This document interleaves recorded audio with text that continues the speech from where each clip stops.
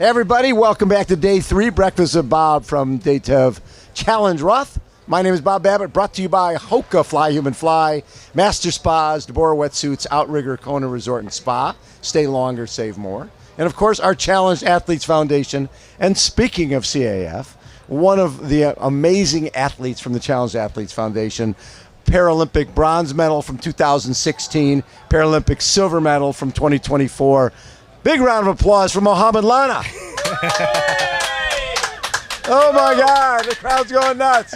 I love it. How you doing, Mohamed? Very good, very good. I'm excited to be here. Yes. So, growing up in Morocco, did you play sports? Soccer. You played soccer? Yeah, with crutches, yeah. Yes, with crutches. Yeah, all the time. Okay. Yeah. And I love telling this story about how you're basically born. What exactly is what you have? Yeah, it's PFFD, proximal femoral focal deficiency. Basically, I'm missing the femur. You're missing the femur. The hip. Yeah, so it's a birth defect where the whole femur is gone, just like the tibia and the foot. So you have the tibia and the foot. Yeah. And when you're a little one, Dad, to keep you balanced, takes you to the shoemaker. Yeah. And, okay, this leg's longer than that one. Let's put a little heel on there. Put a pink heel, a green heel, a blue heel, and eventually got to the point where you're like the Leaning Tower of Pisa, and you're falling over, and he realized, well, we better figure something else out. Yeah, I got to a point where it was too high, and the modeling career is over, so I had to switch to crutches. The shoe guy was gone. Yeah. Now you had to find a doctor. But it's what you do is different than like somebody who's a below knee amputee or above knee amputee gets a prosthetic and they move forward. For you, when you ride the bike, you ride with one leg. Yeah. One leg. Yeah, one leg, no bike prosthesis, nothing. So do you strap this guy onto the bike frame, the right leg? Yeah, so the funny thing is we come up with this system where we have this fixed pedal on the frame. So the pedal is on the frame. Yeah, it's fixed. But it's not turning. Yeah, my mechanic always get tripped. Always go to that and start turning, but it's fixed. Dude, that's a prop. Yeah. Yeah, so it's fixed. So the right leg is just for the ride. Yeah, just having fun there. But it's funny because we did an event at Purple Patch in May. Yeah. And the idea was it was an indoor cycling workout.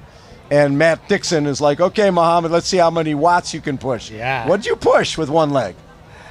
So the max was like 360 or something like that. 360 with one leg. Yeah. But then you also, the RPM was... The RPM was crazy, Yeah. It was like, what? 180? 179, 180. Yeah. It was, with one leg. Yeah, like spinning, yeah. It was crazy. But so when you have what you're dealing with and you're playing soccer, when did all of a sudden the idea of riding a bike come into the world? Because it doesn't seem like you're sort of built, you're going to use one leg. Yeah.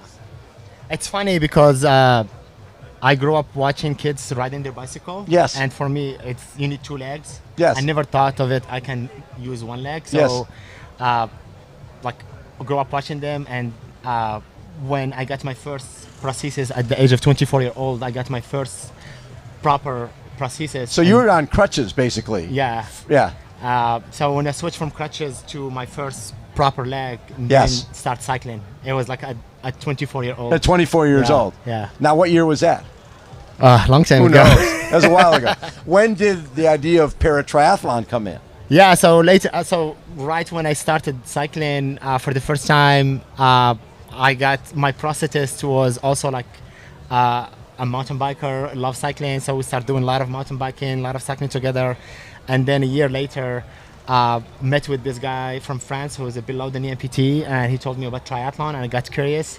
And I did my first triathlon in 2008, just curiosity. Yeah. Right, but at that point, you weren't tying your leg to the frame. No, back then I was using a prosthetic on that, and realized eventually there was no power generated. No power. And then I started racing World Triathlon events, and then again, like you see other athletes with experience that when you do time trial, having one leg is much faster than having a bike prosthesis for me. Right. For people with similar disability. Yeah. And you just go for it. At first, it's kind of tricky because like you are off balance, you're falling all the time.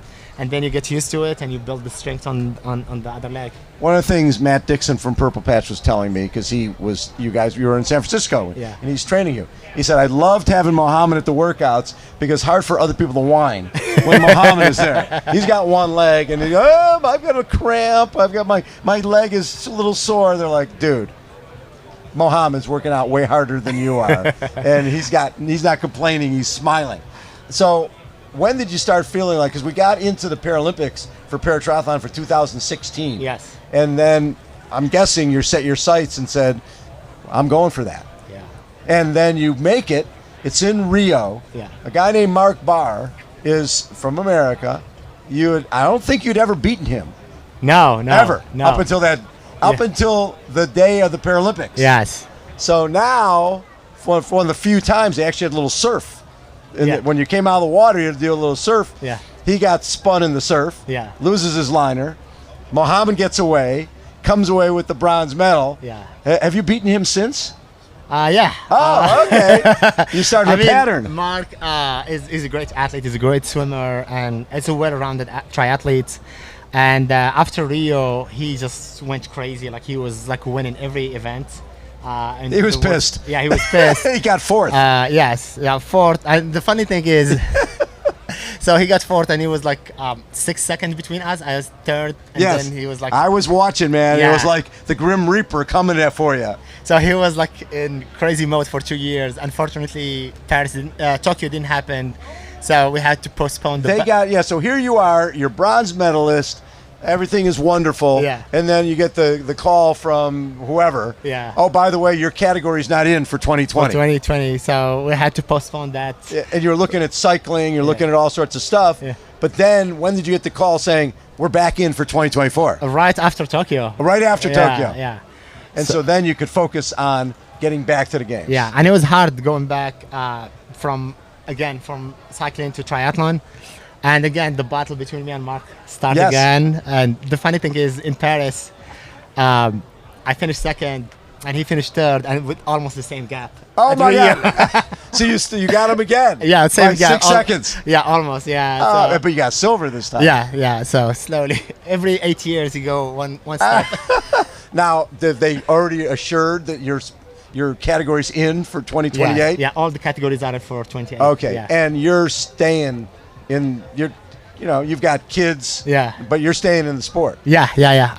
So this year after Paris, trying doing trail run, long distance Yes. this time, and other stuff next year, and then building for LA 28. But you were talking, I think, about running across America or cycling. What were you going to do? Triathlon across America. Triathlon across America. Yeah. Even better. Yeah, next year. Okay, and that's something you're working on right now. Yeah, so we're gonna do the Manhattan Swim.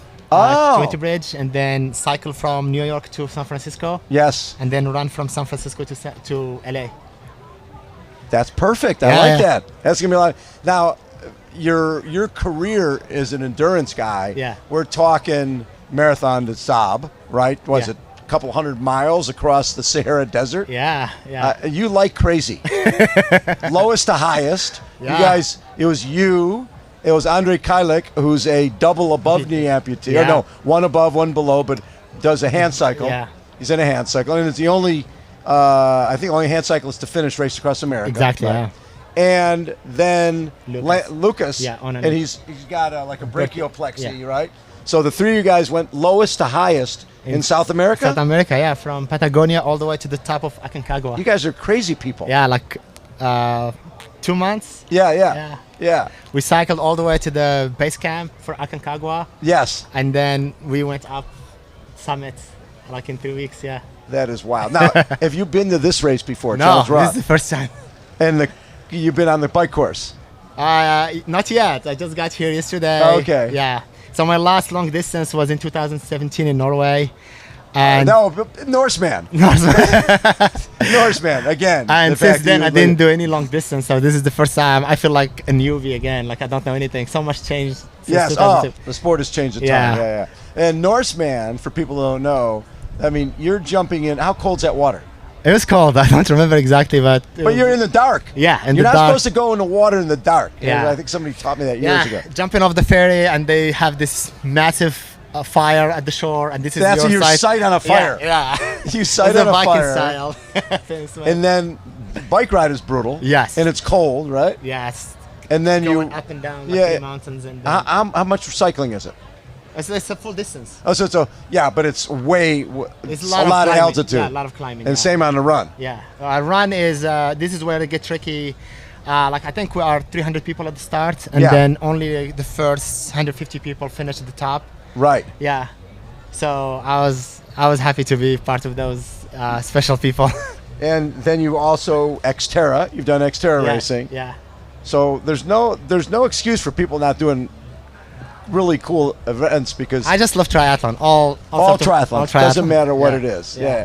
What do you look at as the best race you've ever had? Was it the silver medal race?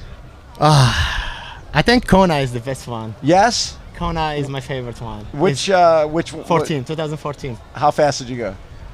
I was slow. I was like 13 hours, something like that. I wasn't prepared. But again, you were cycling with one leg. One leg, yeah. But Yeah. it's one of the whole week leading to the whole week in Kona, Yes. and just like it's one of the magical events in triathlon. Yeah. You know, because we're over here in Germany, we sort of forget it's the 4th of July. Yeah. Right? It's July 4th. Yeah. And you were born in Morocco. Yes. When did you become a U.S. citizen? 2017. 2017. Yeah. And then you represented the United States. Yeah, switched to Team and USA. got the silver medal. Yeah.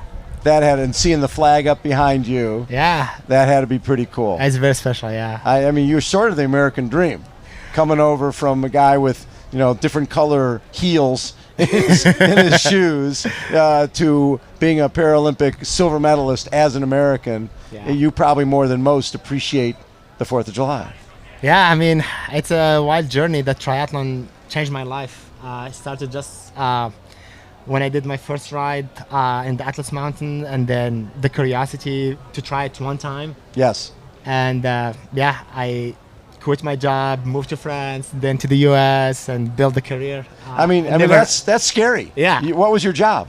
I was a graphic designer for 7 years. You're a graphic designer. You got a real job, and it's like, I think I'll just, I'll ride my bike. But the other thing that's happened during this period is USOPC. Yeah. It used to be that if you won a gold medal in the Olympics, you got $35,000. Yeah. If you won a gold medal in the Paralympics, you got a bagel and a T-shirt, basically. You got nothing. And now it's equal, Yeah. right? Yeah, it's a big So silver medal is how much? 20 grand? I or don't know, my so? wife. We need to ask my Yeah, wife. Check out the Nordstrom. Yeah, she store. knows everything. 20, what was it? 27? 22 and a half. Yeah. Right.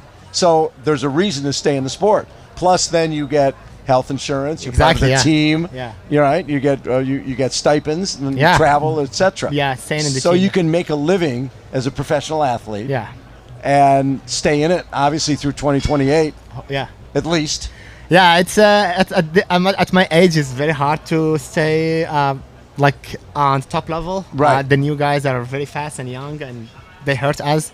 But that's the goal. Push it and finish in LA. Finish in LA. Yeah. Finishing up in LA. Now, when we were in Paris, you're working on a movie. Yeah. When's that coming out? I think next year. Yeah. Very we're cool. still working on it. Yeah. Love it. And see, it's been cool because CF has been part of this journey for a long time. Yeah. What has CF meant to you? Oh man, I remember in 2009 visiting the US with my wife, and then I remember exactly the scene, walking to that La Jolla and seeing the kids with these tiny blades running around having fun, and seeing like people like Paralympians, seeing veterans, seeing all kind of people having fun, riding, swimming. For me, just was a moment that I will never forget. And the community, the help with getting equipment to start. Yes. I got my first running leg, and Challenge Athlete Foundation help regular people to be active, to get back in society, but also Paralympian to go Right. to the Paralympic Games, and build this community that keep everybody moving forward and stronger. Yeah. I love it. I love being in Paris and having people come up and say, hey, you guys got my son a running leg 2 Yeah. years ago, and tonight he's running in the finals at 200 meters. Yeah, it's amazing. It's the best thing. Equipment is not covered by insurance, and it's very expensive. Yes. And yeah, without the help of CIF, we would not be here. Love it. Yeah. How about a round of applause for Mohamed Lahna? Thank you. Mohamed, thanks for taking time, my man. Have fun out there. You're going to love every moment of this. Again, Breakfast with Bob. Hold on. We will be right back.